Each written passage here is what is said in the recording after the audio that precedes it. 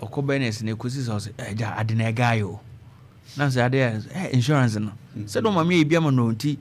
ko konfano twenu say yom so mu nko na say na kusi sam so say insurance na cover san wo beje di say adwuma pa no free say bia insurance nya adwuma na say wo muntimi inform ho to so no Mr. Sarpong na between catch from ye din communi fast and health insurance ho nsem pass say na etesen yo meni akofi meda wase metia etie for na machia empanifo or health insurance the teacher ne opania odashanti Opemsuo friend Mr. Mutaka okay and me madam so me ne o mentia madam Esther okay na machia juma ifo ni nyina yo insurance there ejina na so pa ade echi ade esa adofo e de hospital adwuma pa enti yebe catch obia se insurance de adwuma dia ejina na so enti ye ka se unfa ho mehye mu a tutumreka na fa ho behye mu esan se apart from se oba betro din aba betu ato kakra ama wanya card no okodi restaurant ya je kakra okoyi ne ma habo ya je kakra okoda hotel ya je kakra enti already no utu bibi dada enti ehun behia se obepe akwanya no aba register na on account card so da be ye hu ko hia se okwaya sabia onko use can feel bottom na ode ye card no ebe ye adwuma insurance de jana na so ebe adwuma Other ma wo Manhyia district but minimum say we nim so much about health insurance anyway Manhyia district more subscribers no encourage more nipa dodo saying subscribers very encouraging coffee last year as at 2024 December me I registered nipa over 300,000 omo crack card omo yarea and say active subscribers omo yarea on betimi at the hospital and now Ashanti region so the time maybe say Ashanti region meaning say maybe when insurance wanted to introduce capitation pilot and almost choose Ashanti region because Ashanti region I think to be BF for health structure and the obenya ni nyina hanum. How about Ashanti region and probably to a larger extent Ghana nyina no registration and subscribers make us registration no cost as at last year across the country near register over 18.6 million people are active subscribers on betimi ayusu card now ba Ashanti region out of this total no Ashanti region said okan you can health insurance year Ashanti my free man enye ye yanko I contribute about 17% of this figure okay nti Ashanti region can health insurance pa ya pa na ekura o man no say ye Ashanti region free man health insurance omo nshada eni because o man amantem facilities say omo health facilities omo register health insurance do na de we Ashanti my free man enye ye nti Ashanti my di mu akoten pa Ashanti my age policy na tum ye mududo na e de ho ahyema ye yare a ye de hospital yenhwe enipa o magye health insurance atumi wo hwemu a obebekese categories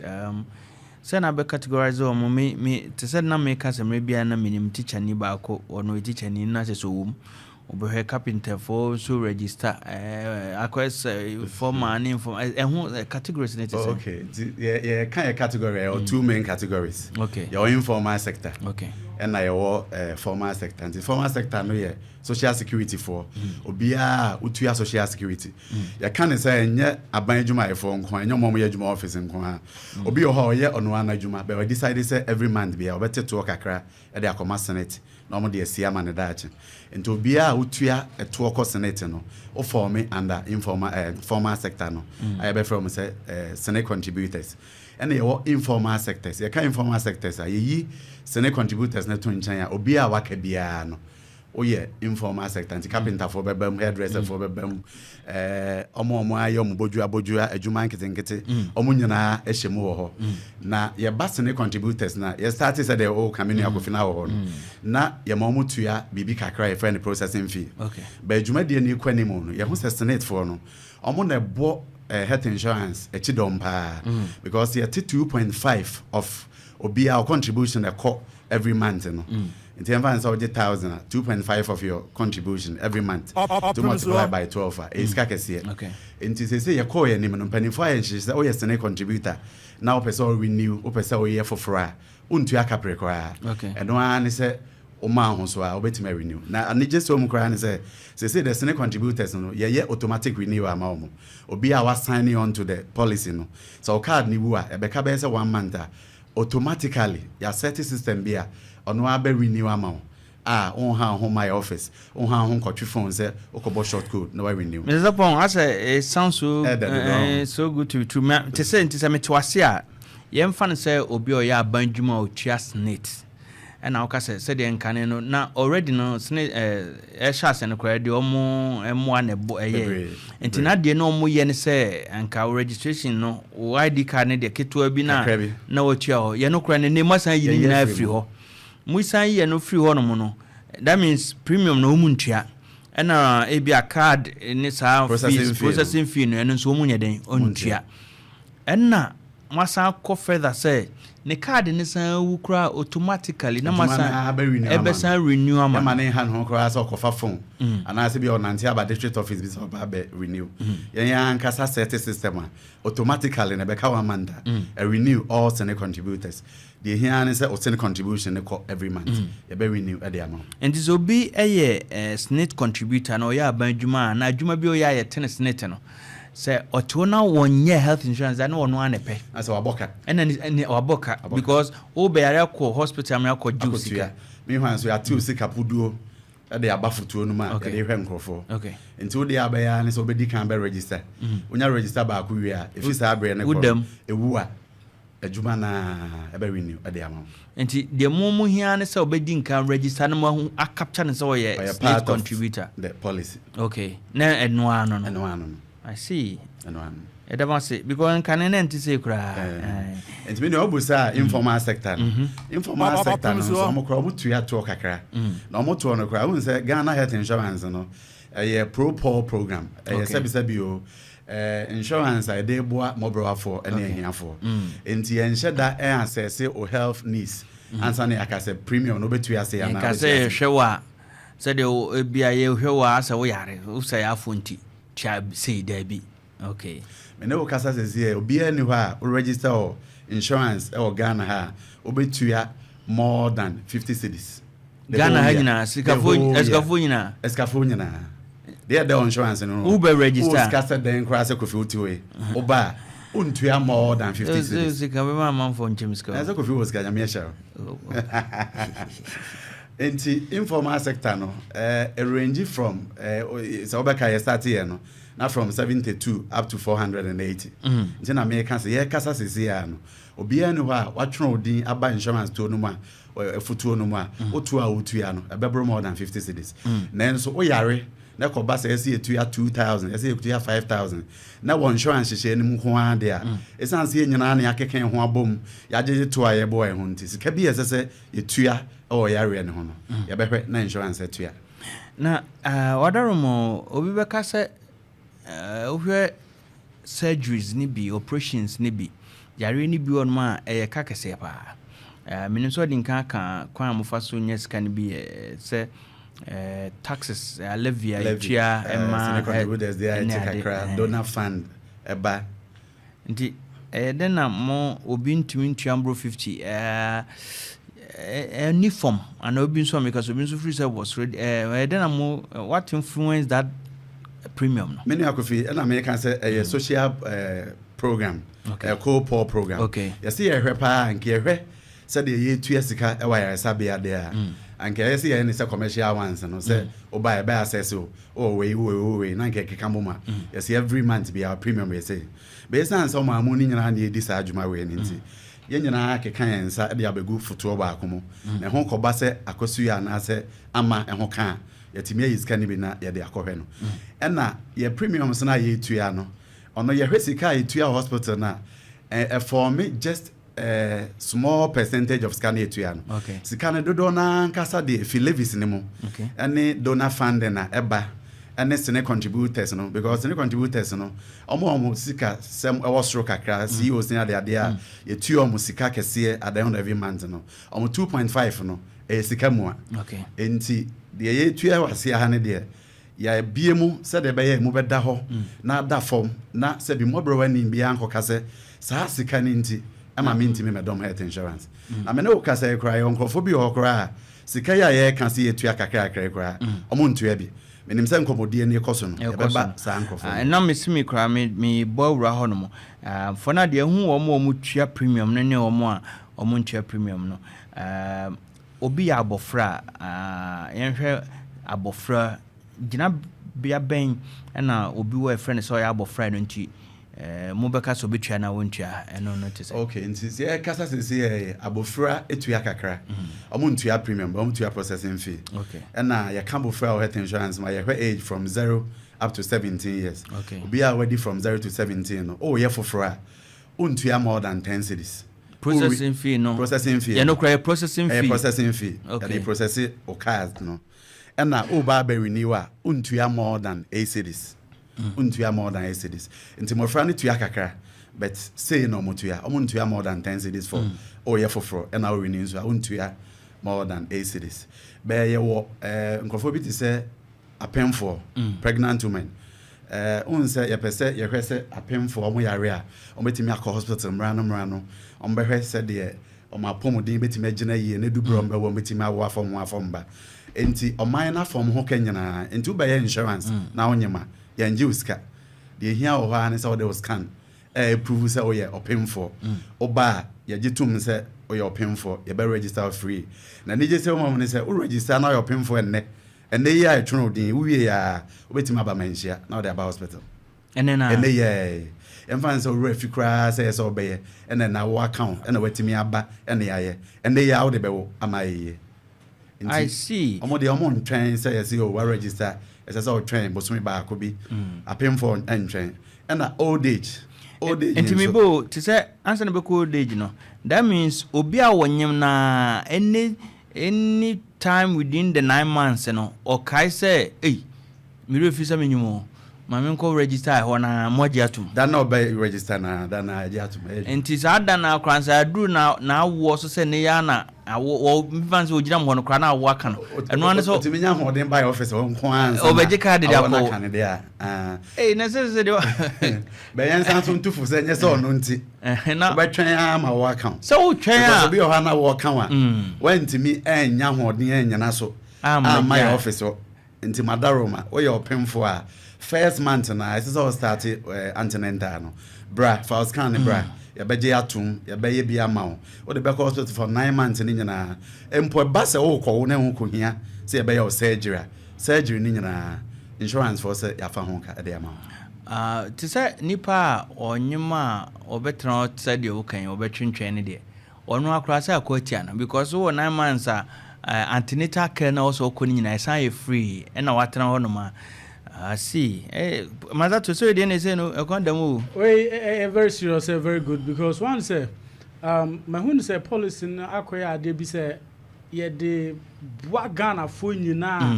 wona ho de ewo form senka wona pom din tumi enyina brand ene mo amhoye mu de se mutumi so awo se ni nyina kan wo so wote one say nem pese me kan say one say Ghana de obi ahoye ne de but ebinum wo ho no ma ebi omo ahombo anu ne obi anu ahoye de da ho chaba ebi Roman fathers ne ko na me no kra jai na no man ka say Roman father bi wi abusa pani to na akra ba ko aba so be kan papa tu no say abusa pani say hene ne ha won pene no say won pene say sabi efuru ya dawoni akura hwe papa ya so photocopy say papa ti esi akiri na ono wi aburo ni bi la oni baby am interest one yes all kind say so be a painful man in chance ben na wo breast answer na waka so kwa insurance no an say Ghana for bebre na tai ka so e na ma ye bi pen so menya reda da bi say wonyare nko hospital da kra na osika kakra na wo tua no ko no e de boa obi a ono no akọ hospital no ama ye de atua ne be I think so why you no nyare da wo de yare so be said da wo de said na me ka san oh yeah say ma ya me nyare da insurance na we nti nyame bo ho ba no mpe na so ya wo nyare da nti Mr. Sarpong ya hunu na nkwada mo ndi mfiedu nwotwe no o mo ba e free ono sa na o se o de ne ma me ba no abetimi aba no be nika yes start no na ye ka se omo awo for dependent ye ne ne ma me ase be meritor no so le ko animu no ya dikopo omo okay nti we ya dependent still no ujina content cross between ma menye kra wa betimi abe nti wo no between na ma men anyimochi a na mo san hwe ono nso na wo mu nso masan ahwe postnatal care awo na chi no nso awo na chi no ye card na ye ma ono enye for antenatal ne nko ye card ye ya ma obi a Ghana ka wa 2 years ka bato no by the virtue of the fact say onyimunti e na ban ya shan hyehyeye no on be so betre fi aka say o miniska mentimi anko register nti manko ene mofra se ne wo momu fifiri mu nti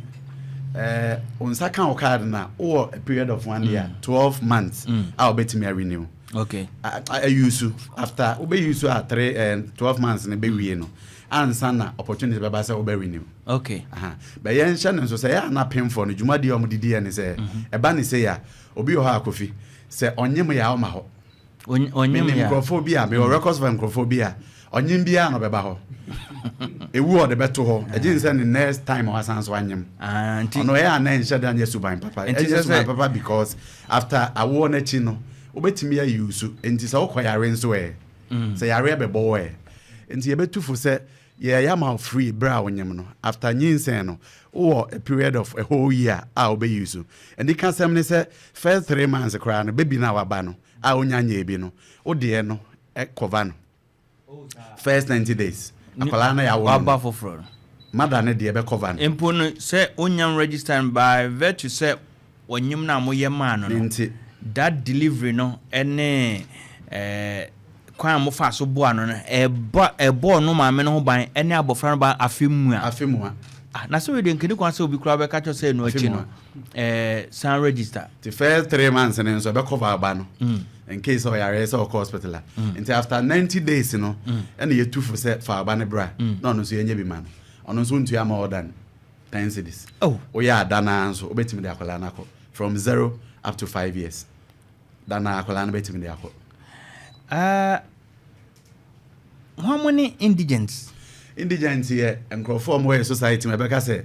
amon shada ni regular source of income shada ni and that so be as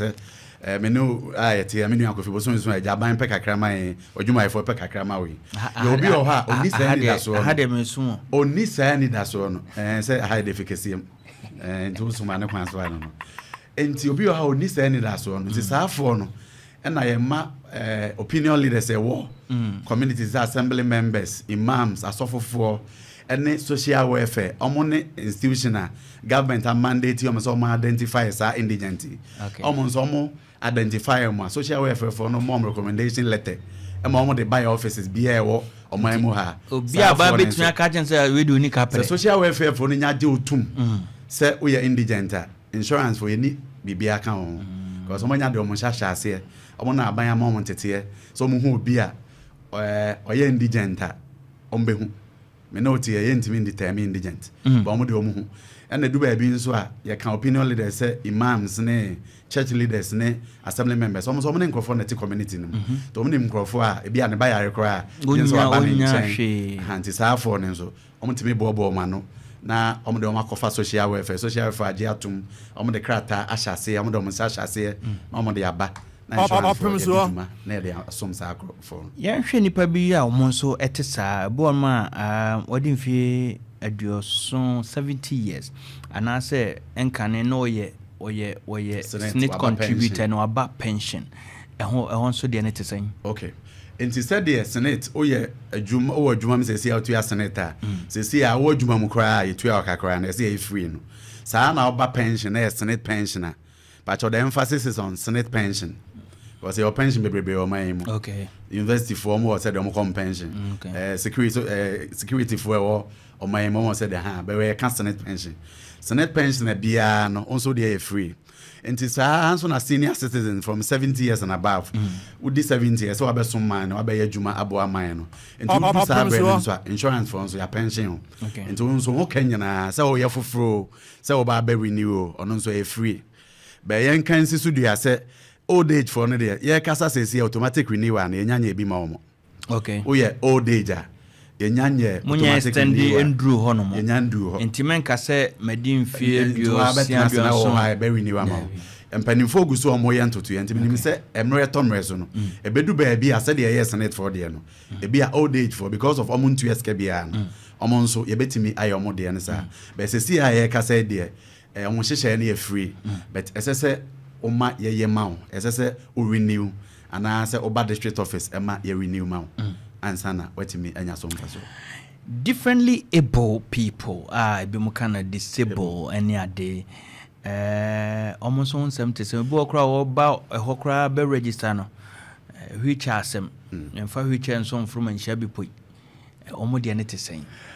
nyangopan domini akofi ye ka say mebo social welfare abaso okay as far as Manhyia district is concerned there omo di djuma son pa enti sa nkrofo ene nifo nyina social welfare for ankasa edi omo ho djuma emma omutimi bo ma no gu baabi na yen akomo na ase na yakwa akosomo mo edu wi ni wa ne nso a omjeje omo ho nsem omo de omo nkrata atoso na omo de abre ye di djuma na ma omo ebra sa afoi yen ha omo se omo ankasa mra yasoye ansana yetimi asomo nti chese mutimi kura sorry free masoye ekokọ mmea bia se de oka nti se social welfare for timi aka chem so je wo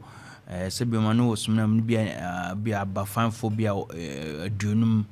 mo amutimi kokọ register the higher so kwa ne ba akoya mo I see because omo so ya Ghana for omo ka Ghana for and ye adwuma ye adwuma die na ye di no ye sum Ghana ni bia nti omo nso Opemsuo omo so nya chefa na base epese omo ko hospital omo nso anya akwanya na watimi akọ obu onso a onye enkrofo ya yakekan nyina bi ne momono ne die no ohodoma na atiafa so bo mai so akwede na adwene nye se na adwene nya ho kire nipo na no ba ko bia mesimi rafie na mabie gate mapakeka na mesimi bie gate na kana mabie nam street no ono so ba oni kramani bunsa ho hwe kramani sa so be yo nante sa ho mo akohoma nante sa na mhwe ni tin na kama yene na kuba ko me do tim kan zo ono kwa za otio no se no nam se de one ne kasa na ekono sa ni prawe no mentally and health in a challenged omo madwene mu enti nyankopan domini akofi se insurance yakoni mu pa o start ni ma bi ekeke ka se nyina ne nyame kan ofini nyame adom nhihye na kwa ni mu em the percent na ye fro a wo buy because be nsu nim se ni ma se abekeka ho ne ma be beka nti enti se wa to okra na hwe no adwene mu ha de tie de ye kan na nhihye pa wo ho insurance for that was for sa opportunity kase any platform way enti obia ye be diagnosis of mental issues nyankopan adom mental health nso say ye dey ababeka health insurance share a woko ye district hospitals any mental clinic aban ebe fa ho nka e insurance jumadi no mental health mama mi semu yo say mental health abuja mental health mental you be na adwum kan bo mo so na anodion edam ne bi mu serious pa o ena ebi mo nanse Mr. Sarpong ntiewe ano bodam ne bi gidan baby amon phone so abodam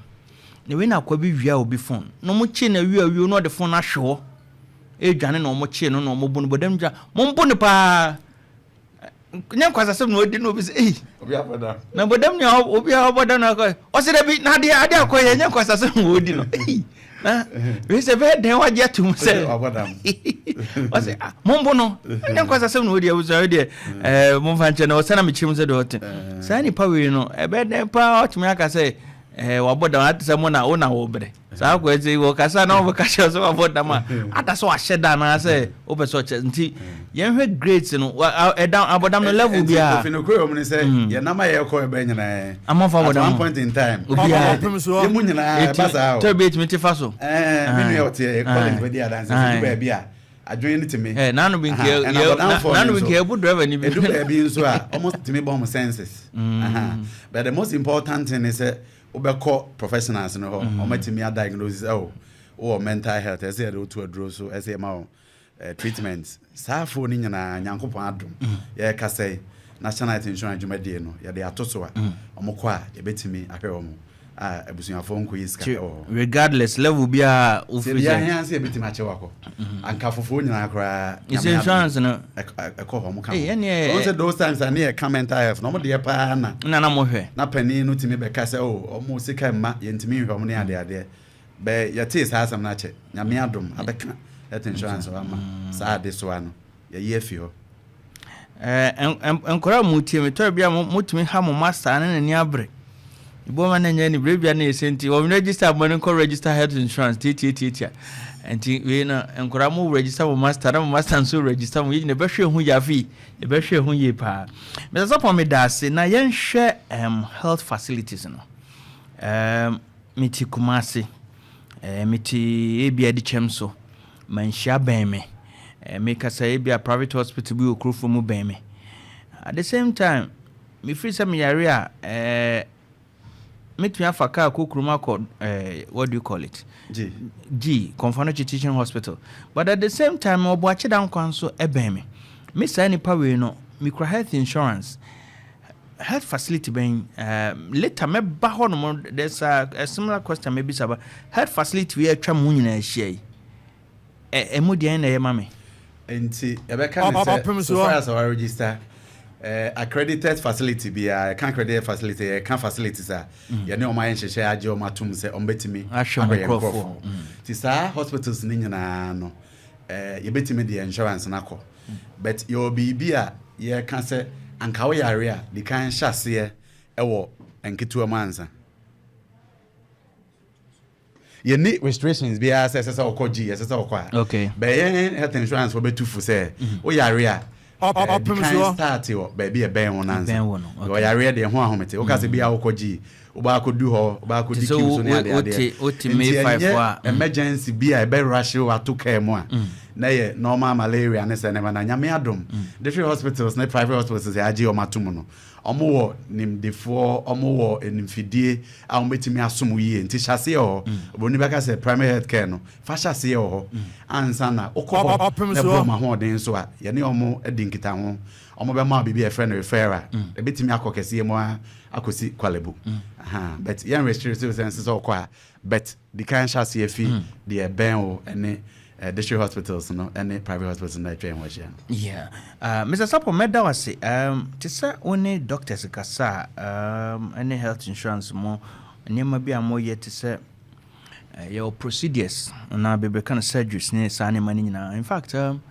me hospital bia ne kra me hwe operations bia no mo your myectomy said be oba bia na fibroid dan mu ni yeyi minim doctor bia na believe me parent one time he invited me to the theater na me hwe na koso fibroid kase bi pa o yato bakatim etese nkuto ayi wo de so woni nkuto ball kase no nti at the end of the day insurance cover sa nyani na hysterectomy obo ma na abofra kra wadani yem na sa ne insurance no cover Mr. Sarpong ha de ma mbisa wo in fact munya de abodam kra be kan kra de me person me bi sa say areba mbiem na mo cover ene de mo cover na adwene mu de nyina be kan ho de yare no ye hwe sicknesses no ene procedures ana surgeries as say ewom ene de bia enim so enti diseases no nyame adom ye fa disease organ nyina we cover more than 95%. Make 95% because policy started 2004 no. And I started with the 95. Me ne wo kasa say me to us na me bobo other ailments be an enka ho de abeka ho. And all the normal surgeries are onim hernia, cesarean, fibroid ya okekan and all the minor surgeries na nyame adom. E wo insurance hye mu a se ukọ ne ya Elise hospital for no majiuska because all insurance for a contract say oba ombeje atum no mabeje omusika insurance for enti nyame adom yare one day dodo na de nyame adom insurance for a cover me no kasa say it is dialysis cry ya de abeka ho mo de abeka ho ya de abeka ho yes started last year because na abe issue pa okay abeka ho ya de 4 childhood cancers nso abeka ho I see nkwala dialysis ka ho blood cancer ye nkwala leukemia ka ho jaw ya pantine de ka ho ye eye ya kan say obi beka so na say ya remu ukukọ baby ana ho say we conditions we ho but enkrofo nya akukuduro because of scarcity no mfema be nyame adom say na ma we ya kan nyina ya de aba be kan insurance ho na ya san so the family planning kra so be peace sa family planning da be peace eno no de ne te san family planning Collins me bisama what say we no na yeah can I say men I say but once the family planning they are fact and when to bo honum see pa the family planning they are be so say o pese o tete wa wo mu o planning for wa wo o call your district hospitals near there unless for family health for no be yen hye Opemsuo sa basic ones ni nyina nyankopon andom ye dey ato health insurance for enhye ne so a ni nyina insurance e be cover because the ntia ye ne sa no nipa ho hia ye say ye bible say ngo nhye no with that we not standing no ye pese yetimi chechire o man papa ye benya school papa ma ye benya setena papa ma ye benya bra papa ma ene ye madache nti aban na dwen sa ye ho so at least nkrofo timi space out on mobile nso a ono nso be boa ama oman no apomuden ene ye sika sem toto yetimi afa ne ntoma prefer o family planning ayi mami no mo kon no akọ o ma bebrebe o ma no se na bible ka se ngo se mpo no nyo na anim o so an ka se ngo se nkraman no se mo di asembo na so po yenhwe obi a sabio kakaye no nese kakaye no okutu a ekova nti men ka se otu ya osi a men ka se two frustration yen cover okay two frustration se bia wa was me kwa kotu mese ba yen fa ni se kakaye wako hospital na dentist no a diagnose you say kaka na yo na kaka ninti o so you tools no ehun ko hia sa insurance cover okay but in situation where wa say my fifi of assistant ko fi so what is that bi o mo se na ba ku share na and you no ntimi the cover life ono de okwa ampacho be ready say wa betu ya usika okay they say I care say you cover I care okay but wa person wo now me dey share me as a life design me this can design yeah etimi eye surgeries we say the home man for it no say no so pa benye sana onu say Opemsuo okay nti say kakaye no doctor share na pa kakaye no na o se tunisi afi be say ope gold and also per silver and you know so there me pa cho no there insurance for ntimi physical and most I can you would no be any insurance man as an said you na e ha dwum pi ni bi yes say we de no ko ya trama me sem nkoto you know so sem me that's the first question we nti e be ma etiefo nyina ate ase say you won hye ya di adwuma no just as ya re no you cover 95% and over no sa na oba ndro na you be a friend essential drug list and our medicine list ya ne Ghana Health Service for any pharmaceutical council for any insurance for company for nyina na atanase and na ya kruche gu krata so say enro we ne age atum say ya re aye hwe insurance juma die ne so nyina no ya de enro we mu na ehwe Opemsuo ya dro bia wo essential drug list ne so no o ko hospital ne trauma wa say o ma anya wo hospital home pa obi be ka say in-house pharmacy na ye wo other hospital pharmacies e wa abonten a omo nso ya je o matum ene o contractor ye trogo prescriptions so now the ba hwa ono nso ye supply ma wa ye enti ye kasa sesi a no edro bia insurance e wo medicine list ne so no e cover ye diseases na ye di djuma no enti apomden for ne nso ye ma o madro ne bi list ne bi da mo se kura nyame adom ukọ website a any book you cram me a friend subscriber handbook okay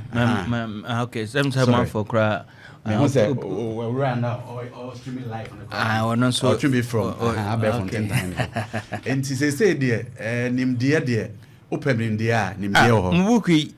me biom kra kwa no mehia because minim kra wunya menya ntem kra nka na anka na kwasi oh it's any abusia ebini say amafo betwenya bi omo ba yen asoe ya ye mo bi because me person say the city a lot of information we can be so about renew card ne sane mani okay good ye ka sane mani nyina no yenhwe registration properly obi pese obe register ya cancer snake oba obi a wontwa hwe obi on so informa. How is the registration process like? I say me ba onko fa ni fiura ayi your friend is saying tenancy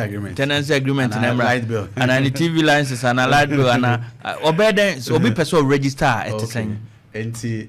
say the name akwanimo say the medical kan no na Ghana nso yedwumadi a yedi nyina be wie Ghana card enti opanin bia wadu mpanin fie so a unya Ghana card be ye de ohia insurance mu ayo Ghana card ye hia light bill ye hia tenancy agreement unya Ghana card enough obi bia wo so a ye betumi e de register na eni je say wo say aye ka say unim say ye de app aba Kofi ubetumi atana studio ha na why insurance my office digital and no answer I call Play Store and App Store I download the app no ni din the same my NHIS app Ghana flag be dan chen my NHIS app okay Ghana flag be dan chen sir on na ya shen so there enti wo de o credentials na wo Ghana card so Ghana card number na be create profile e phone so na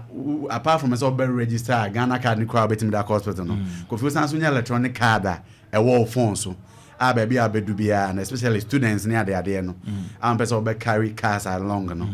electronic card on your phone acceptable at the hospital okwaya beje ato cause nanka me ba be sapa se enka ne na ba mo na processing fee aye kan nyina ne for ID card se be print laminate amane ade ena nei metimi atra me dem na maye dia na menya card we na aka se eno abema e-card no abema e-card ena osan so enya se wo Ghana card unya Ghana card e krawa obetimi de adi juma enti Ghana card obetimi ayo Ghana card na ba be she insurance card especially empanimfo a omadi 18 so obetimi nya Ghana card active NHIS registration and subscription. Wow. And now why you be that? Why insurance be that? Crown so yetimi link and I wa on your own no. Na short code be a obetimi dia link. NHIS card no ama Ghana card. So ukra Ghana card e be adwuma. Ukra NHIS card e be adwuma. Ukra e-card on your smartphone ono nso your card e adwuma. I see. And now it means that registration no obetimi aba insurance office bia. Obetimi aba district office bia. And na say obetimi aye no na dem so Ghana card nko a na obetimi aye no phone so nko a dia obetimi aye okay my register my fa kwan we ni nyina so me pese me renew ye no so renew an so Kofi obetimi aye app no so and na short code *929# *929# ono so otimi de renew insurance card no e me ye ebra oma yen aso sa code ya en so obetimi de link your Ghana card, your NHIS card onto the Ghana card. Onto the Ghana card. Okay. Boss, yen share na manya registration no and manya omomo register no registration ko ma mfa kakra nka ho. Won say ye sha se no utwa promo bi. Na wo ka se obi o ha we adwuma ye for no we busy omo ntimi my office bi a omo ni Ghana card ne keka bi a mo ye institution bi a mo ye religious bodies bi a mo ye union bi mo ye identifiable groups bi se wonya kwan ma oni ye ndi nsa wo so a me sure say me ba be wi amini akofi be ma me kwan na me de me number to dwa oh yeah we had it is omo fra o pese ye ma na ase ye mfa ye insurance office ni nyina emra wo na ase na ye mesumo ne wadwuma ye for because mu ni adaje a bi a mo ye market woman mo pese ye emra mo market wo na ye medi sa adwuma na bi a mo ye church mo pese ye emra one church Sunday bi service bi na ye medi sa adwuma na ye beba be disa adwuma no e na Manhyia nso initiative ba kon ya take ni say ye pese ye ndwumadie ni accessible Manhyia district okay enti the aye ni say ye major district hospitals nyina o Manhyia hospital a ye wo agency wo ha ye adwuma wo ho o Tafo hospital ye bi wo ho o major private hospitals e vibrant amonso ya plant agencies ni bi wo ho o magazine ya bi wo ho o so am market enti other areas because as much as possible empese obefa sika se wotua ka sika ansa na wa be insurance ye pese as much as possible ye about doorstep na services no accessible now enti ya three entaba mu ya three ya shemu ena we mu nyina nkanfo ano so pese o frɛ ye mra wo na ase ye mesom one adwuma ye fo ye mesom one church ye mesom one mox akonya wo ho ye beba be dis na ye ku bi kura ye beba dodo More health insurance me yare ansana me hon tome say health insurance na fam ho kan nyina no wadaroma Mr. Sarpong oyare for na de opire sa no onko hina ansan ye din kan ka say be a primary health bi won nchen chain it say onwie so ne ho atono chain it say okay nti the edikan is say registered member be subscribe to yan there no nti say offer sa steps ye can for registration mu bi na on satimi can insurance card say electronic say organa card so say NHIS card no on saka now breso a ye nkyere mu say oye foforo apart from SM group na ebo so no o twen 1 month ansana wetimi dey hospital yan sisu biem so bia onye bi da so onye old age onye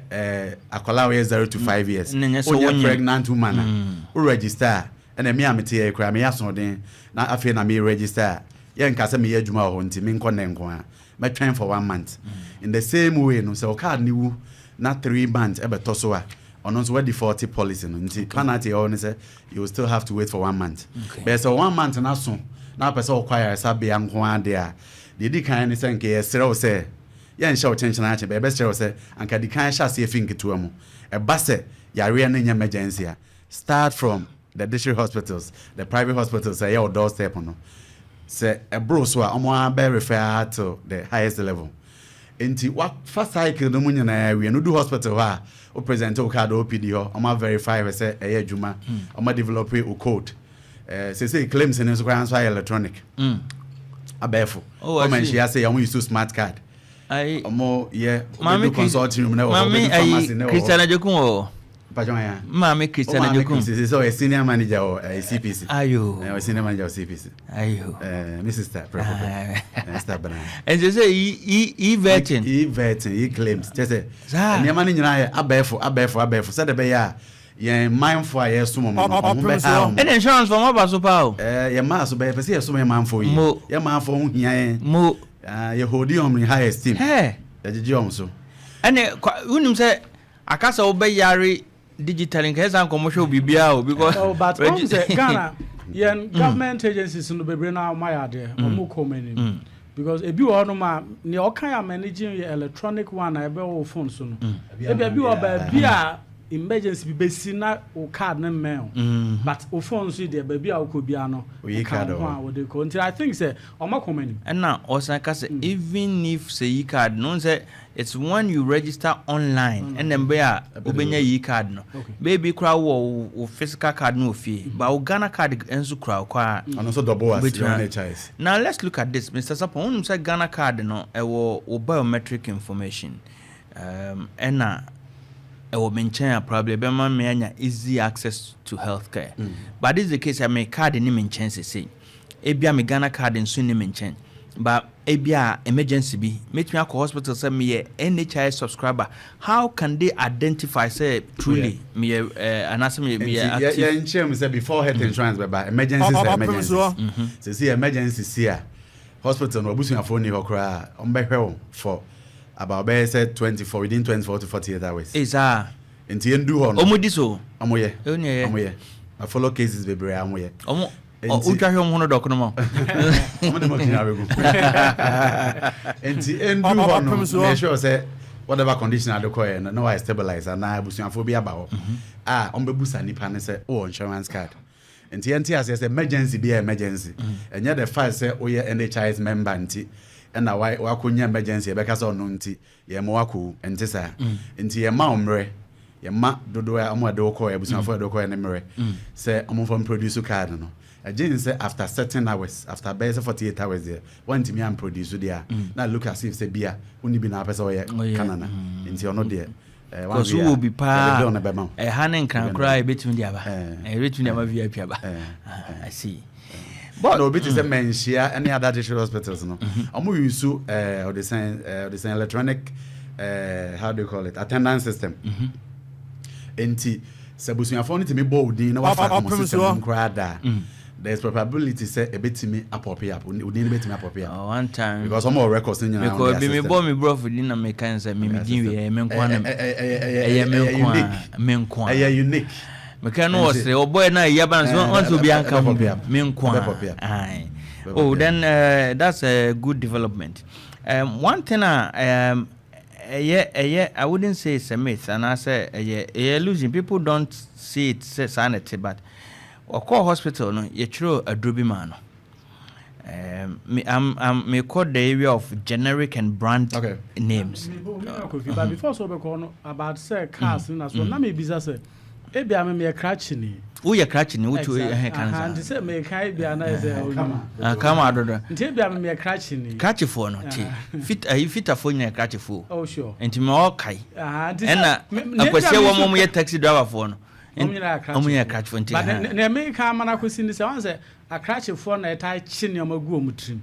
A omo time person me kura no ma bebre omo ho. Nti ne me bi san say nti say me wo me number card number exactly when me trim na say me corner card ni me nchia o metuma use sa number no e de you are good to go you be here nti unse say who can say na hwe na information pop up unse picture na bebo yeah sure na onim na nyamya na country onim kwadane country na bojo say fita ni pa na ni tim yeah but that's a good question say who was her information no with between and of course the info never ban nyina be one thing that's fine. Mr. Sapong, me bisa about generic name and brand name obo ma Dr. Chiro Druby man obi anim say paracetamol but be a specific one be a specific brand be enti Dr. Chiro that brand name man wanya bi was insurance and cover because wanya that brand name no and e bon so a enye so specific brand name but Dr. Chiro you know Ocho no generic name. It could have been any other brand name serve the same purpose. But Okwana the Dr. Chiroma and Wanya was insurance and cover. I heard no Chiroma man for a tier for health insurance for you use branded drugs. Your medicine no use branded ones so because me pay way specifically me pay way. Okay. And I may can say and your health insurance for the time them yes medicine listed. You the Ghana Health Service for upon the Juma for we are geomatum any pharmaceutical council any other stakeholders and the D's are Juma way. And yes I listing. Timpo for transfer. Be a woman be no but emphasis and say yeah generic ones and yeah brand idea. Okay. Branded drugs no one we as soon as because of away I feel and say Oko hospital now wa ko ka say tintina to me pesa brand we dia na any insurance for listening with the ampajo one here e be mo akotua and na men cancel say insurance for am ma and no so men can say insurance for no so nya papa we dey na me say insurance for no nya papa asa woni mu nka insurance for inferior drugs yan can be bisa no Yeninro. I'm so because me tetawa do aba ha. That insurance for Ninro. Enti enro insurance my omudi di hospital. And insurance for yaba abesha ntemu ho se o ye gimu sika kakra na register me be ma muka. Na mafa ho ka. Enti bibia anshe dan se sansa. Yes, I should have the insurance for insurance for make you see can say cry apomuden aye papa sen first ane ekotua. Because if those times say ke fam ne ade ade. O papa nya djuma of area untimi nko ke fam o. Ke fam Bokrom Estate. F line. Aye. And so na me ka say Methodist for others get. Unya fa o card say ya utimi ko bebe ape. Sir. Utimi ko bebe ape dey yan say insurance for ajiato. Oye omo provider. First care money ade me be say me ma for advantage. But be na man for class private hospital. Amount for fan say had any board din. Bet enenya me adom. Sir. Abema access. And the first name Bianca said, okay, papa, make us just a very penny pano. And the minion be on O2 exhaust pipe or between her. What's my coffee? You didn't pay. Then you courtesy health insurance. I see. And the health insurance in a day, I be your how be brave you. Now, bet boat timamu for titru and yen shed any be. And see, you bet come from be as a so unya beer, patch registration process in a kind. But more than me baby we are, me the number betuja. What do you frame me? Oh, frame. Na obebo ankofo ano yemra wa sorry e na ye kan kran so bi o anyame ato nsem umpesa manfo be ye my scan hospital for register my health insurance t efo u register mo o ya se kwa ben ha o no yire no ma momra we be say 5,000 2,000 10,000 we ni pa be brave so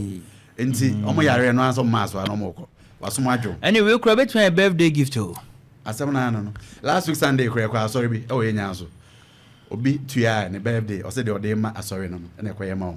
wow we na yesing drink no drink mu on one manafo ahye no asan in fact we no insurance very good but me did say mu ko nipa na so ye honom dia eno no wo extra charges and I say the same thing me nua extra charge be any we calling extra charge be Opemsuo extra charge be ba ni say me adwumayefo na me de on be ba no say wo kan wakoma say to bibi mo ni ko enye force optional and it doesn't come with any charge say nipa no e work it mu office so say mo be farm crop akọ nipa na so ni na no difference be yeah empese you be can say them from so at your office e ho adwudwe because you my target say utimi meet sa target no and say you conkrofo na say kosomo mo na etimi nya numbers na ye pen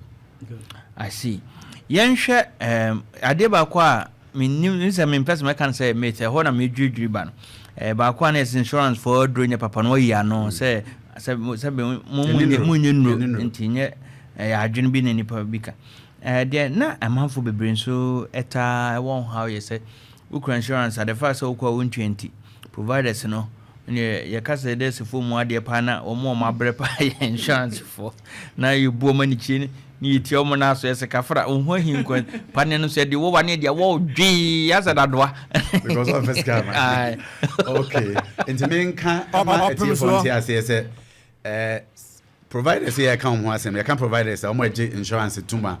hospital, pharmacy, labs near there no. Say insurance e bakra tum. Esen betu eska. I didn't na make answer because you mudu do na the insurance eko. Averagely enkofo e ba hospital average attendant about 90% insurance for. Okay. Nti no insurance won fa so pa. And providers and especially the private hospitals no. Private ones no insurance abebo mo pa ma dodo na credit me expansion near there nti ye kasa say insurance de omo tutu na jeje mo kra nti we insurance member na wo kwa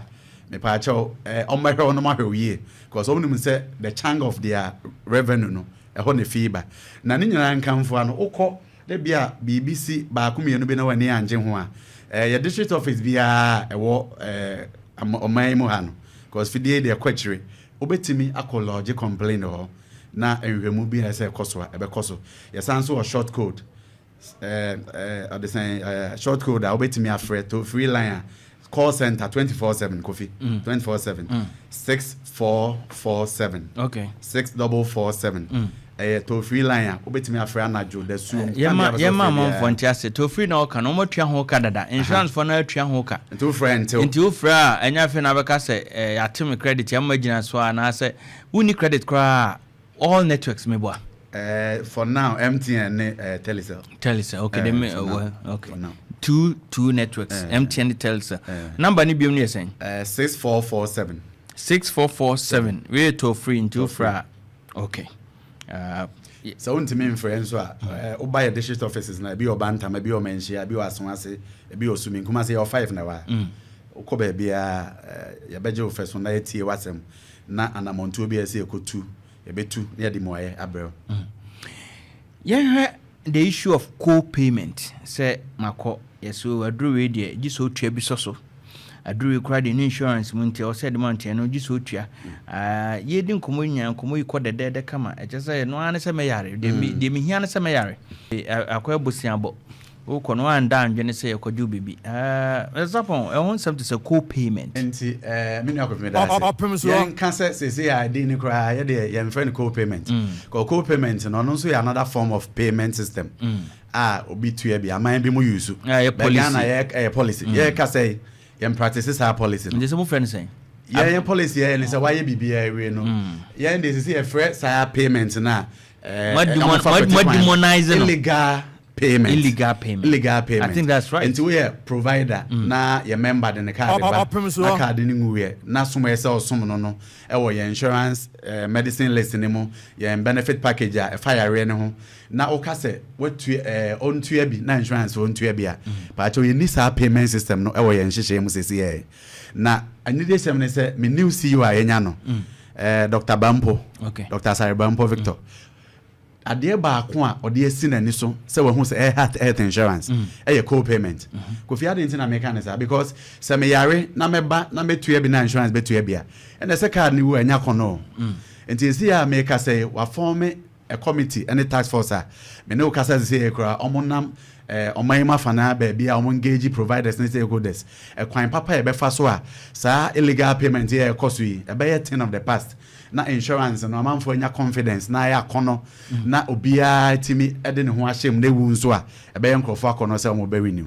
enti ye kasa se we provider na oti ye ne efa fidie so a e pa cha we legal payment bia na member no buy no etimi a report nko ade a pa cha kakra be fa ho because the new CEO no ade ba ko o pese o ye pa ne so be flashes an man out because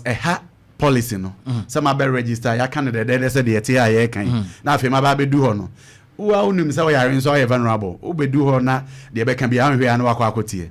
enti co-payment there enche bia me no ka say committee na hyase o mo adwuma enche bia no yente ho asem biem say yentimi ntu ase kra ebeka ase ketekete because me can say because it's a human institution nipanye san wonwi o try say o dey fa no so dey fa but me say enche bia providers no omo share omo no omo dey nkomo omo form task force omo put systems omo dey monitor na e cost o provider system no nyana nto ye provider pacho ebre tenaye na ginaye na so mamamfo se o dey kwaji usika e wo insurance for na nkwaji sika no na nsan so mfa kwati kwan so emu nkrofo bukata o yesa Yankopon kro nhyira esa machomatum ya chewde a na bibi ya twom kofo bi ye bi ma hospital no ye yi free mo okay bi mo kwan so ko je doctors bi ko je Cape Coast okay kai se ba ko si ho sa enti ade serious asi ade serious ba me na kofi mo ya yira me co-payment ade legal payment se me Collins wa be register ama o card aka chere say ya yerewe mu nrowe mu nsese utuaka ukodu ha say oh insurance ebefa na nso se ya market value ni say enti nka chawo enti nka wonko na wo ba betu ya say enti insurance betu ya half onso fa bia 20 cedis ni afa 50 cedis drona ede ma wo no ni boarding se the insurance tua no enuru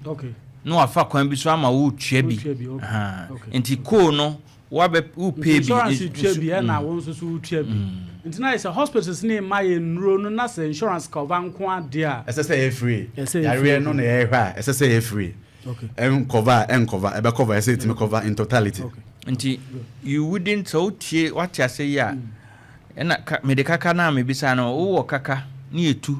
e ma na wo ko kire se me pese mesini say ya e me ka say one hour per preference enti me ka say co-payment ase one hour per preference enti Matias enti na say insurance 5 Mr. Sarpong emre bi ne etuwa na say aban se wo the capitation ba capitation ye the Ashanti region na sha say wunim na yare wo Manhyia na wunim na say nka wo so interest na akona wunim na betwa wo Manhyia ne obeda ho afi wo se ewu ene ni amanfo kan bebrebe no say ene oni aban no obekunyen obeso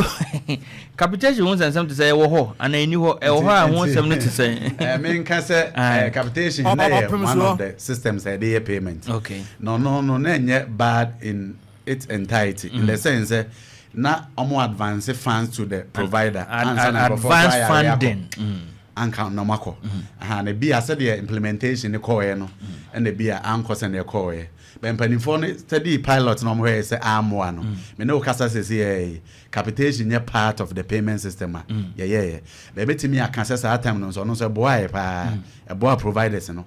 because them mo timi ye ntoto ye providers and even district hospitals na kro mo ya ban no e bi mo casual staff for mechanize yo mo omo the IGF na ade na tua say sa sika na ba no mo timi di bitua casuals na ade here and there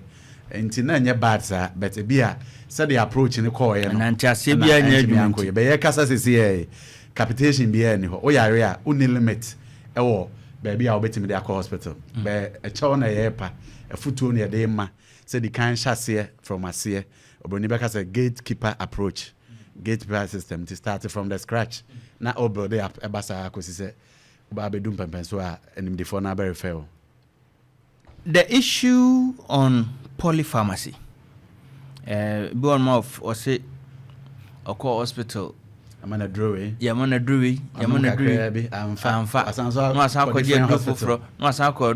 hospital foforo babia mi wura no Sasapo nya botre pa kira manfom no mun tiase mazato nim se nka wo yare malaria ho anka bia ba Manhyia hospital Okay. unso nipa bia na ne system enti wo unso wadi dawa pa cha omi wa aha enti so wo malaria system is strong wadi dawa cha di hu ni adi enti utum se bia wo malaria adobi won mo me ka se bi kra no nya hye be de kan wa na eko obi nso wo ma na duro hye pa bi kra na akosoro mo anka de ye ne se wo yare no wo call hospital no se ye ma oduro bi na Opum dino and fire. Also sa kohwa. Same hospital hono. Exactly. Okay. Na okona enti na friend review no. Na doctor, me na no me buy no, say dem be na maso popopopo no. Uma madu no, say dia say be po eya na yi say. Na waka ni nyina den a kire no. Na me yemu ha me. Na e kru ba say eye kru. Me free say agya no metini papa na afina doctor na hwe say akoyi adruwe nem say enye enje no nti kan say na afi no okohwe hu say da bi adruwe ya me di ma kofia ono de ye kurukuru na esva na mazato de ne de ntun say ne yemu ne me ho no me che excavator ho wo yes nti ma mi gi say do nya den na me ma na foforo emfiri won ko another hospital nko ka say mazatum ko obi okure bisa no sim ye mama drobia o menu madrobia na ni refi say do na wonum ye na enje won wan hwa na doctor na no abi no ye den odibam because share we die e sha say do edimani bebe we kire no poly pharmacy afi ne no ya mema ne no bebre obi so kra timi ko no de na adwene bu say yare do say mama nuru ma bi ne mama ho say nurse ni penance mo wato no so aduro no folic acid yeah you be atoso anti ya no na me bi sam Sasapo no say bebre na ko Facebook nso a message so am ne Sasapo bia adwene a nipa de ko hospital nonro sensem no e bi say na matene ho nsam te say Opemsuo what you say obey service now claims department am for appreciate policy why are there me bo abaso ho yen kan ensisu say ye hyase no insurance hyase no na sa somewhere okay it was issue pa when say bebre the time be bebre o munye insurance because of seminar it was issue pa na enkrofo ekwa na te say the okay no call no diagnose you na amount prescription na at least so follow through up to certain point you come back near there but realize it said those times na sa na man ekoso no then enkrofo ye impersonation bia me na my insurance me nua bi nye enti me de me card ba ko ka the symptoms no na magie adro another time na me nam ha another time na me nam ha be mre to mre so na ye ne omudi nkita ho a ye educate yo mama be hu say insurance na nya insurance adwuma iko ni nko ade wo wa be register no also ye part of the system we stakeholder enti unso sika hyade ni mu enti ye bo ne yama ne ho ban na sika ne timi da ho na mre hu hia say ye kotua ene ye kotua e bre nkofo yare e bre nkofo hia surgery e bebo ano se si am ne wo ka say poly pharmacy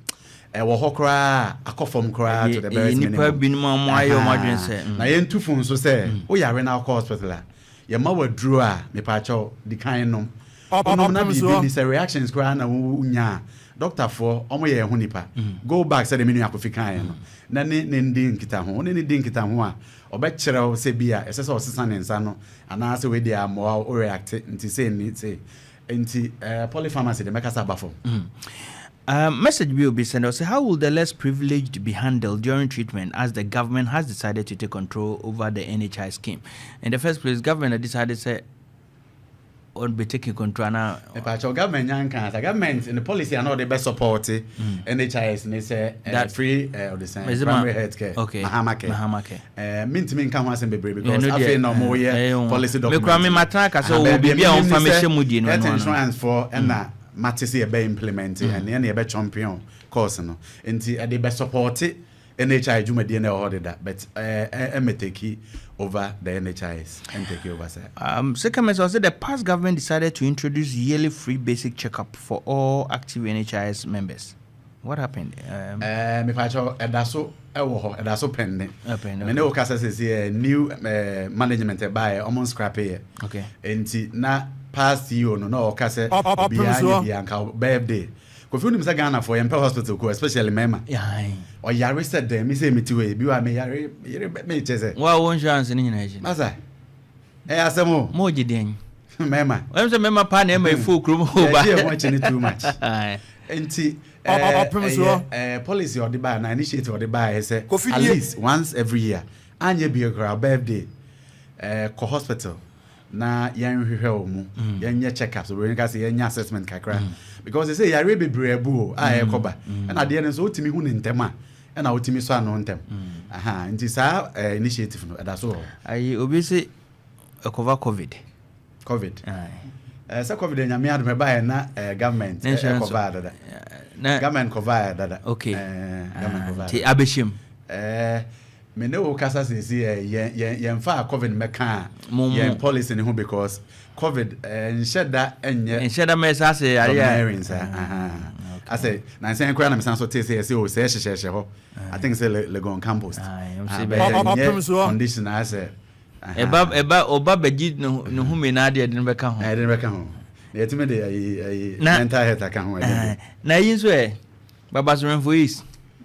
de nyame adom. Mo say do see mo achu sa. Nyame adom commission wo omo hyehyɛ drugs na ade no. Okay. So TB say enka ho because there is a system that for TB deal. Me say mo manya esi no bisa mo de na mamo. Nhye da nni mu sa anti no. We wa opese onya bi no nya abotre insurance ni. Belinda from Facebook or say thumbs up bro. That means I'm colleague Asqua. Ani obo abasopa. Okwa amecha na. Mate. Nana ya boache ono so kudos boss and say amafo ni jodwuma wa na ye ayo un say podwuma oyibo boache nebe was from nebehi please ask him for me. Does health insurance cover MRI testing or MRI scan? Patch or there for now. For now, I like that for now. That means there's that possibility. Because the conditions be or na me that for instance dialysis. Na minim say ntime fan ka ho but emre tomre so afand no ekọ animu panimfa adwen ho de abeka ho ti maybe betime emre ekọ no MRI betime abeka ho but for now there okay oyibo enti eno ho asem no Ibrahim was good evening Ibrahim, I hope you're listening. Thanks for doing that. Okay, Jacob and I'm so I send the message you and more. Good afternoon, but there's a voice note. Probably I'll also check if it's the same thing. Also, good afternoon to you all in the studio. I want to know what's about for us in abroad. Okay, maybe message now. I'm Yashe. Nana Mapoma Nyamisem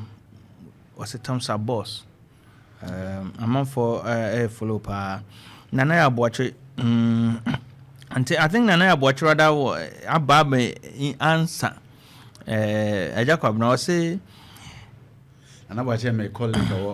address. Oh, I see. Also, Jacob now once you have Ghana card, you can download the My NHIS app from Play Store or App Store. After the download, then you follow the options. Afterwards, your Ghana card will be as your NHIS card. Feel free to contact me for any assistance. Thanks. And Nana Abuachi for also showing up to assist in the situation. Akwasia wa taxi driver say, Commander, I'm enjoying the show. Who enjoy saying? You say you register with passengers, you know. So Enchichemuye. Apart from say, when you are chronicle, na manu one way or the other chase cabin, but I say, one more. Abeka cho say do no bi eni ho nanso utwa sika no menye bia ma ye no enipa ho ya homete na ye be stre atie for the kan momfa enchen sa akobasa ye nhihye mu no eni se basa because e basa se utie me kasa ne ya e basa se ye dro ni bia ma na wo ye essential drug list ne mu ana medicine list ne mu a hospital na so die se omo prescription or where some tro guso na de ba e bia ba che dan ko accredited pharmacy no na nka wa beje wo ho tie oni kwan se fan kwa de wo ye system no se ye fa na etua kan kwa de omo anya bia ma wa se ye facility anya nwa but omo tro ngom prescription so na ye sha ase nyina sa na ye di dwuma na but enipa ko ye nipa nti obenya sa na ma we wo mu nipa ba ko kan wo se the san ha dwen se wo ko se de wakan kama nti wo koka se oh na so we de yanyi sika asa wo challenge wo ma asa wo ye hu nipa busuo fo bia so de me yo ha kakra because ya anye sa ye fish out omo ye ne mabone no collective effort ye ne omo nyina me ye one person met me office monitoring for beko ye put systems in there be ye person encourage feedbacks oko hospital experience no net saying short code na me to dwa no betimi afre call center no 6447 64 no ni hash ni bibia Debbie we tell us NMTM for we call center nti wo ko ba bi sa na ani kwan so tua sika na ekwan mo an sama mo frefre kan obi yo sa pe wo de wo pa kan sa hu de ne sika ni ho na frɛ number no ne ka esa ka hospital no time a wo ko ni consulting room a wo ko ye nipa oto nyina ebodin bia memfa bibia nsi ha na e ka no korɛ onzam ka josam Sarpong ha no mo bia be se me mo hospital wow bia bo hospital ni di ni uni mo nkra bo mu din enipa ho enipa nye ha an ka setru me me mo bo mu okay enti se basa enti catch providers and say pa mo chew yes sere mo pa juma na ye no mu nyina na edi ye register insurance card ema obi a na enwie enye dan ya o de beba hospital na experience na hospital na nko yi a insurance ni begu egu a so hospital begu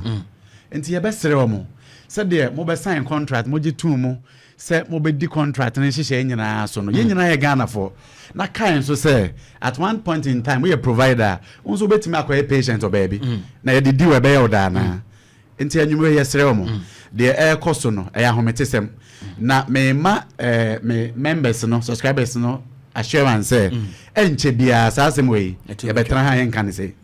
because ye nya ne say ene ya becho because me amete ma follow crofo bebre complaint ya ji sika mom over the years na asamba akwa mesan so aka ne say o hospital na ye ji sika bi na wonte ase ampa cho ji receipt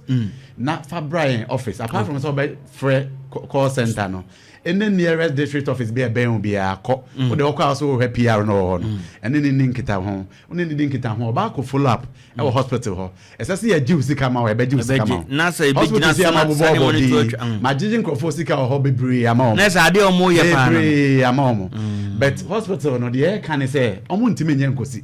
because be bia ya bedu no say new CEO no what a whole task force juma omo de omba ya ne say omo flash out omo a and as I say amanfo kra na ebubo mudin wo hu say de tie no otro force me dance ni enti e besere mo na wo ye bia ene ya wo ti twa so because ye chewa emfo ye ma wo nse me nua bi frɛ say ye check sugar kra yes ye juice ka obi kra frɛ are ho so bi say o do hospital ye chichine so say on lab doctor ben diagnose ya reben o say lab ene drubom enkova na ye unse nipa be 2 or 3 na this hasen by poor medical care wo hospital no ugu ho ne mase we na na ma eduru baby capitation ya de papa no because capitation na the health competition na ba facility because the part do abeho mo no ono na e ba advances come out enti na amanfofo say ne bone so but na boa say time no say okwa no mo krokro because say okwa kan ne ho asema next time na o choose no o pa on fa no be yin ho afri no ye besere mo my expansions bebre ye the radi asesa abasa not as insurance na eboa wo mo omo jitum be mo expansion say de ne omo din komo omo jitum say kama because insurance eko sesi ya ebe hankofo bebre they won't be in business enti ye besere mo mama busy system nesa because the can na e providers na dey sanso twa mo ho esanso baje mo claim na dey internet system yes o mind ba ko a ye nyina ye chechere enti e ba appeal to providers mo conscience yes sere mo ebi mo bom ho modern pa o kan ba ko bi minim sa hospital no o mo bom ho modern to the extent of say o mo feed patients ne kra ho but ye nje o mini pants also mo feed no odidi ayi na fu be nje o kapre ko feed enti o ka so fitness mo hwe ne ye pa enti we the papa ye beka sanso na we ye de ye bone ye beka enti ye sere mo hospitals na abobom din ne nso ye betum so anam ye mensi he ya because intimate na ho na de papa sebi my mum penny for the aba besom Ghana fo nyina be boa yen no ye ma ekuo ni nipa kakra bi ematutu na jeje mu na emma enkose na yesese ye ko no ena obi so kan se okay minim de barobi kan alert say o ye renew alert me born no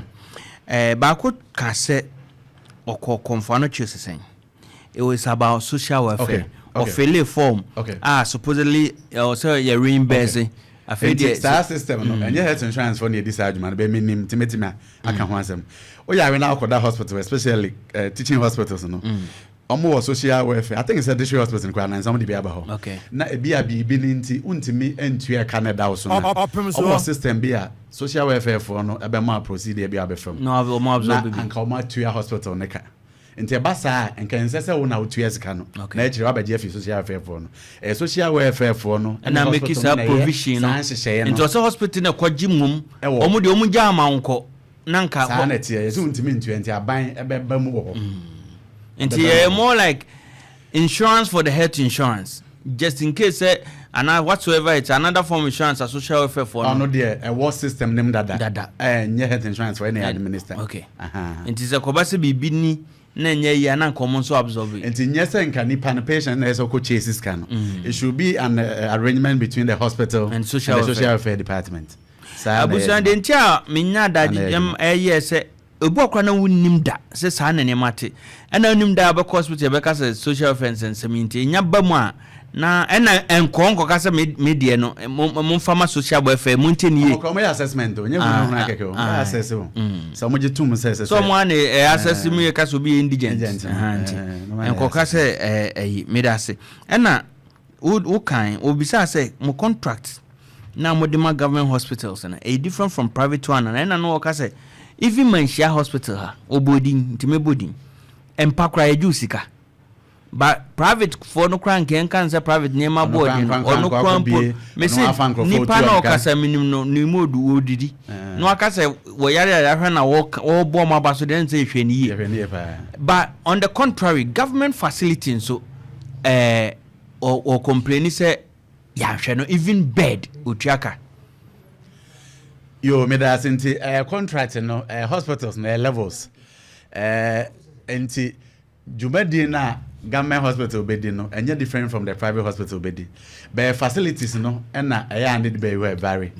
na prices na the mom no price list na the mom no esan say enka private hospital no ye ankrankra de nti na edu ba bi omo de ne kwani mu kakra sen government no but ye nka ne yi say government hospitals na motete mo hospitals na mo giska no entwa ye kra because mo de anye bia nka mo ya ban institutions ye ne mo ne health insurance for mo ye pe ye nyina ye so mo timamufo enti wo government hospital bia wo she Ghana health service ase na o je enkrofo sika no ka hu say ye de udin beko amabobo bodin ye be escalate akọ na empanimfo to musosa na mo tuo bi ne pomase brebe eso musi e wasem we hu no because animguase na ya do so too much because ka almost insurance no anye bia no ka government hospital de nka mo de mo boy chidom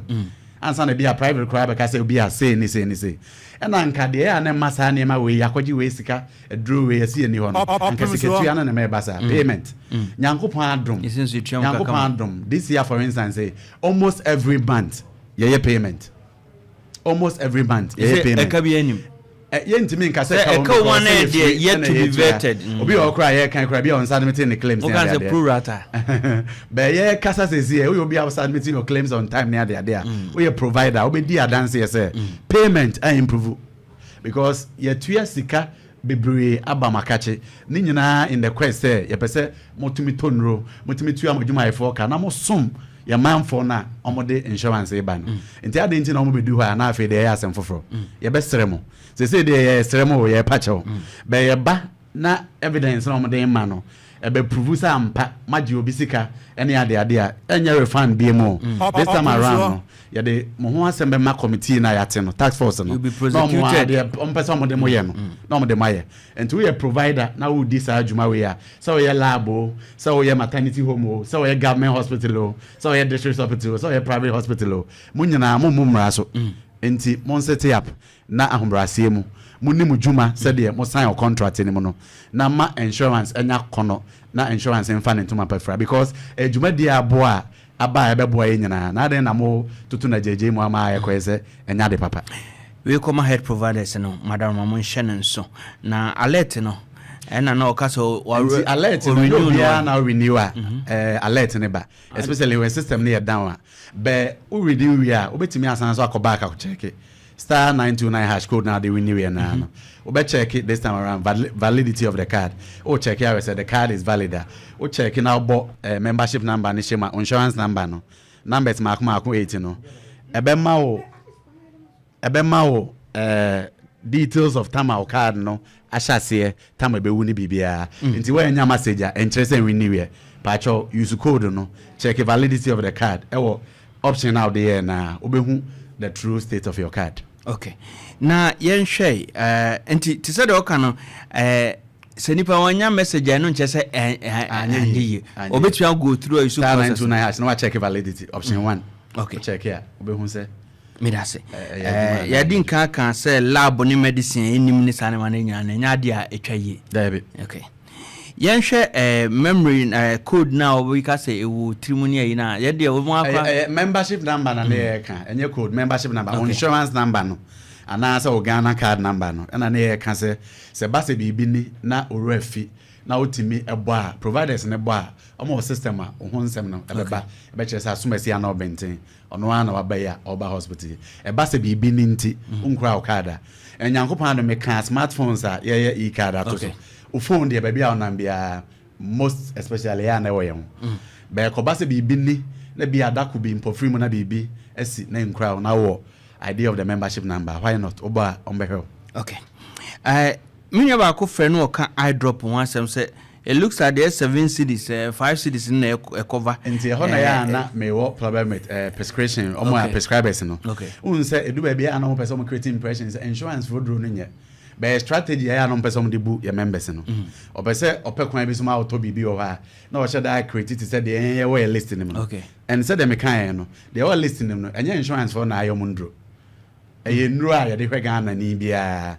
insurance na abakeke na your policy chere say yenye essential drug list na yaye nti ye best prescribers no am hospitals no mo a doctor for mo prescribe ndro no ye nkrofo ne ba mo ne omo nkasa yie man mo nya hotoso ewo dwumadie ni mo because mo ne nyina anim say insurance the cover no eye adwuma enro a ye de adwuma edimu enye nro basa but obia ne de abeje no ye betime anya nipa maako mienu bia ebia de omu no emoa no ne bia kasa kra obetime na kasa yes oh me ma option we ya ebia bebo ana be o create impression say insurance for draw enye ene sa na ma na me pa cho entwaye enye ade papa enye professional say as health professionals mo be yesa yesremo mo ma your members nya confidence e wo insurance ni obiso dru a na ya gene 20 cities ansa na yakoyi card kra sa na ema no bi mu se bi sanitation fee environment fee ene ade sa na ema ni nyina ya hospital na internal policies a omaye emfa insurance kwa mo we nti then they should rather communicate to the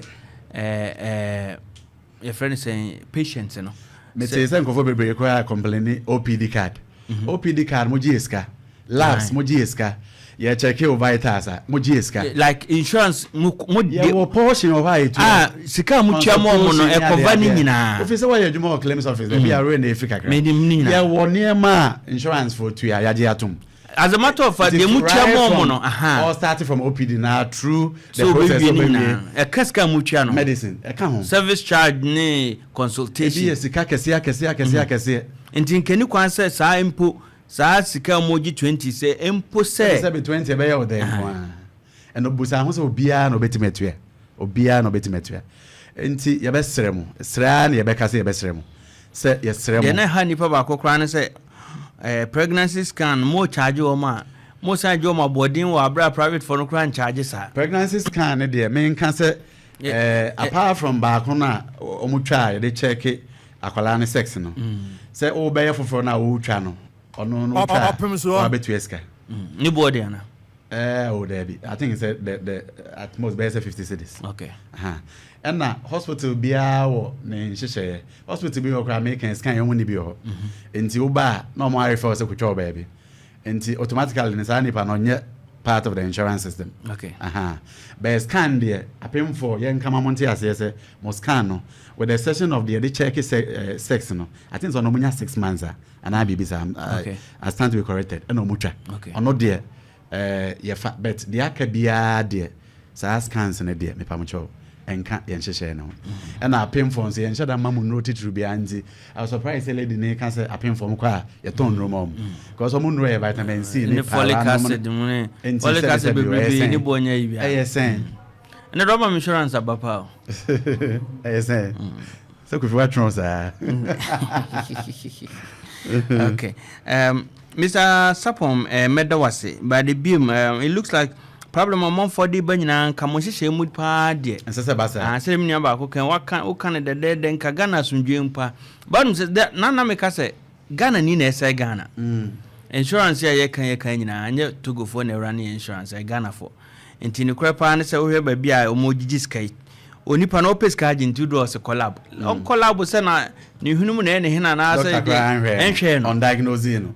Because a Busambabia would tell me, Oko hospital no. First, ABI, ya check your vitals. Ya hona ya hu original fidie so, ya hu height, BMI, body mass index, ya check it. I share pressure no way. Ya no, and my doctor no who say nipa obey. It is all the car call a magazine for us. Tiaso na me unite Tiaso, you know. O tietin you say I just pipe no. And to any my doctor no say the me temperature actual ABI 38 degrees Celsius. Na me hwe ni weight ni niema ne na nto obisa ya ho ye ohye osiane ye no ne ensema ema na tinya hwe ne no na wo tie wo ni nyina no wo hunu yare ne se de tie na ni akoye yare miensa esu nti ye ne enko lab na wo ne bia na wo sa yare ne miensa ho ensem ye ncheku nti obawie no ene ye we ya ne ye hwe wo nye wo se ye se wo dura ese collab wo se ni pepe ni pabu no asisie krono Ghana for ni bi enti wan say busane mame tie ni mu ni me hye akiri won say nyesro fo no kwa na ya akronfo bo Ghana krono edi Ghana wu won ba bi hye mo hu mo kosa also short code ni esen 6447 na bet ma complain or district office bi ya ben o do hwe no ojo na unyo hu hwenyi na atua wo de usu kakra no afre number we badge receipt said would we come as so ba ko kase wan juska so word against the person's word ebe ayipa Mr. Sarpong ebiem medawase na ede na be ka kire one your providers them so to mo for your subscribers any potential subscribers probably the Ghanaian community insurance ninti omunti ne ye no in general insurance ejina na so institution be nipa na emu adwuma na de sansem ye keke kan obebu bi wo mu be ani je se wo mu ne se ye mpanifo e da insurance na no e2 anamon se obepe asemo epum asebre enche bia no ye nti se sa illegal payment we because the yom be system no wo ya enye ye de atosu mi no Ghana ni bia wonya mfa ho me insurance mu se oyesene contributor onyesene contributor ahobrase mo bo ho kro no cause anye bia akodi your restaurant bi da anye bia wakotua ne ma bi airport sa levy no ya tete to bi watua so much enti betua sika kakra be less than 50 cities ne emfa ho nshem na so yare a wanya so emfa so e na your members na mo se mo renew bi because o ko ya ji usika ene sa na ma no e pa mo cho mo moayen na insurance no entimi enkwanimu ti dem ba ya boy ne se mo nso mo ka ho na ebetimi aflash omo di juma ensese ekonisa no enti wo ko ba bi se de menu akofi kan no na ya juice ka bia wonte ase ya makoya de bia wonte ase ya kasa kire of bia ofo se bia insurance wo quarantine ya kasa kire sa me pa cho and that's one sign o fresh short code na ye be di ho juma na o ba district office bia me office wa ya me ba hin bobo anu ya Manhyia multi credit and Manhyia okwa asokwa for bantama for enti ya sheta e district bia mu se okọ na BBC no wani anye ho amepa cho emfa nche ontomam bo modern akọ na kọbọ scheme for na mane said e be ya ombetimi atuso anamo na de sese ya juice kama na monamro ho e beje na asotwe bia sese ye de mampanimfo ɛte asonte na ɔmo de massa providers no ya de be mo because me sure say nka mpanimfo tu saa na mo na obeti yesi oh hospital we ya be bo mo de so ya gi omo accreditation ya mo biem na me ni akofo ni mara hosem amount for pray na omo akopɛ saa accreditation or credentialing no amount for pray e do ba pɛ na onsa ko kan wi a no na emfa ye tiefo hu ni ntina ama my tisa busia subscribers no and hospitals no mu ko bre e pa chaw say yemfo mu nka ho na insurance for the enhihye na gukom wage atum se meye ne pepepepe enti oba bedu no oye sa nipa no bi on ma de o mo chache se but ni nyina ne se ye hunu ho asem ya te ho asem ye bedam ase ene obra wonya ede amayen yo enti de me di twa to nso ne se kofi me da wase ene wadwuma efo na me ka se me de me number beto dwa kaka obi o ha ye ne dan a ontimi my office obi o ha ye ne dan a sa smartphone ko ese onye ewo electronic onye enti se wo wadwuma efo bi wo asori bi wo mox fo bi na apese emra abobo ano wo ye union opese emra abobo ano me ya me number ye 0244 020 965 0244 020 965 acha o frame me a baby a obia e friend Mr. Frank Konadu Sarpong baby a obia ye be yenhihye na ye de adwuma ye fo aba o na ase ni abesomo e wani jem Mr. Wawari insurance and cover wari man and boyfriend sa bisa no wawari